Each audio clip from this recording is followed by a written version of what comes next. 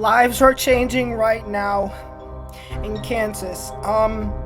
We just got new information about the Salina storm, and it is warned for 100-mile-an-hour wind gusts and quarter-sized hail. I repeat, if you guys are in Abilene, Harrington, Junction City, Manhattan, Council Grove, Osage City, Auburn, Topeka, Lawrence, all the way until Wichita, take cover now.